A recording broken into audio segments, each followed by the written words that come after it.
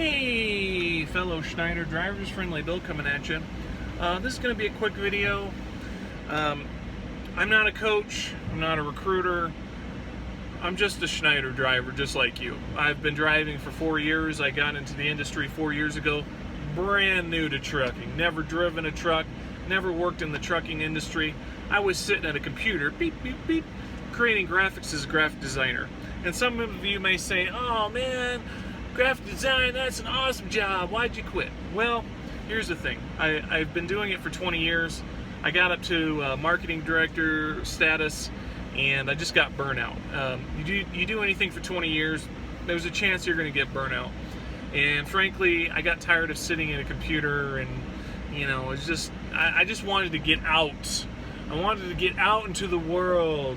I wanted to see the mountains, and I wanted to do all these other things. Plus, I got divorced, and some other things happened. But so I got into trucking, and no regrets. No regrets. I knew what it was when I got into it. I still know what it is, so no regrets. That being said, like I said, I'm just a driver. I'm not a coach or a recruiter, or I don't think I'm an expert.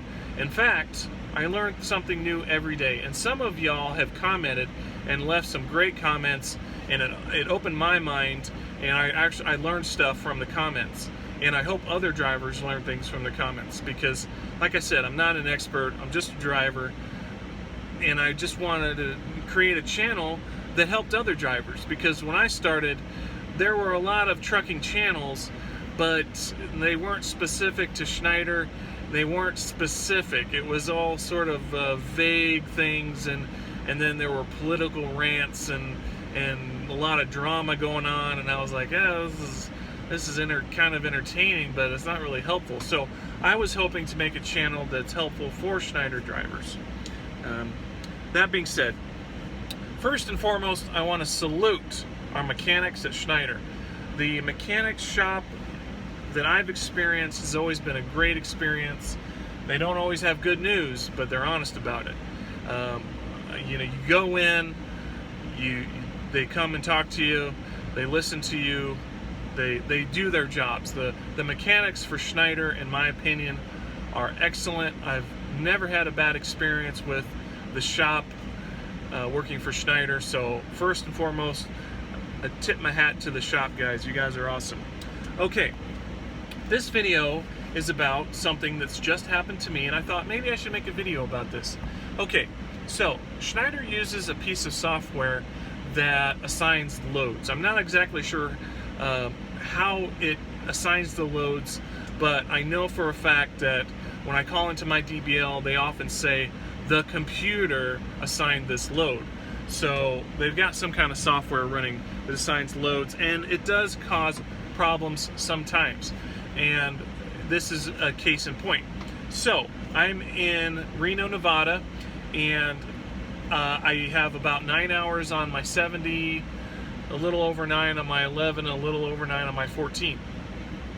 The computer assigned me a load that's 470 miles into Jurupa Valley, California, Southern California. We all know what the traffic is like in Southern California, okay? So it assigned me this load, and it has to deliver either today or tomorrow. I've got 9 hours on my 70.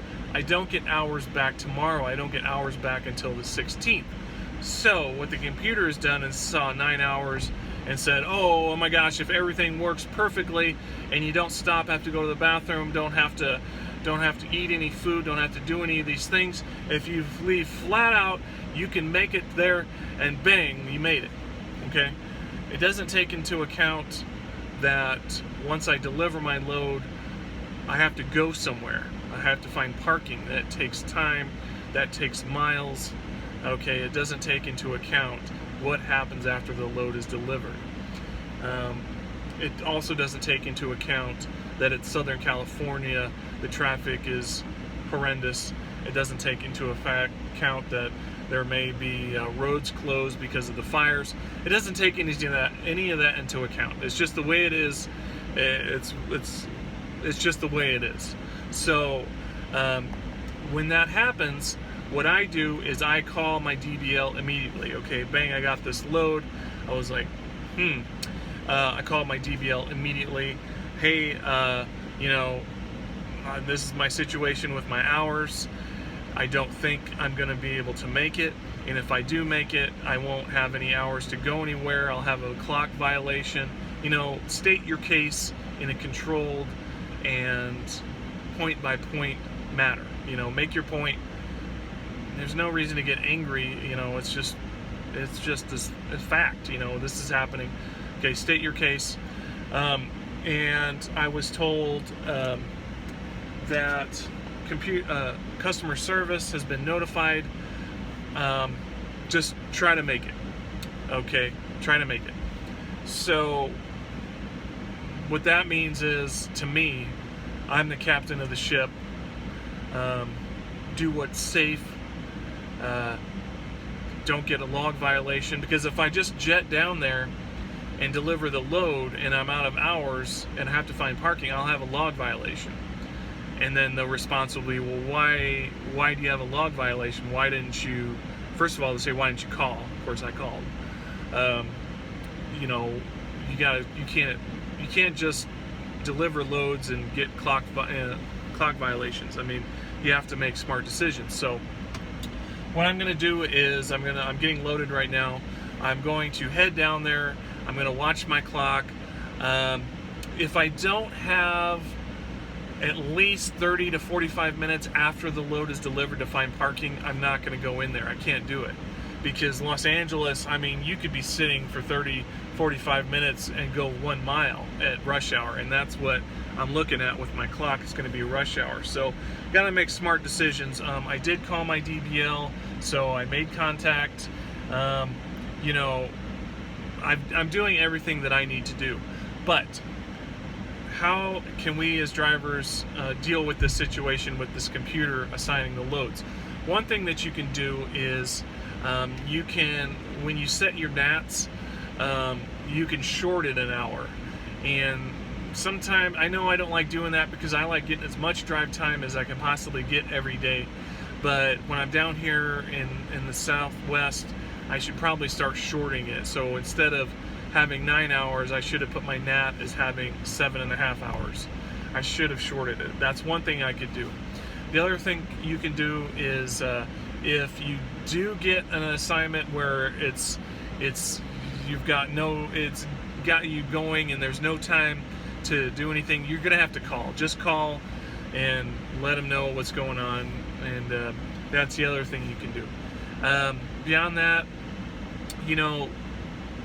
I don't know all that much about the software. I know what it kind of does. It doesn't take into account traffic and stuff. So, it's a tool. It's a tool that Schneider uses.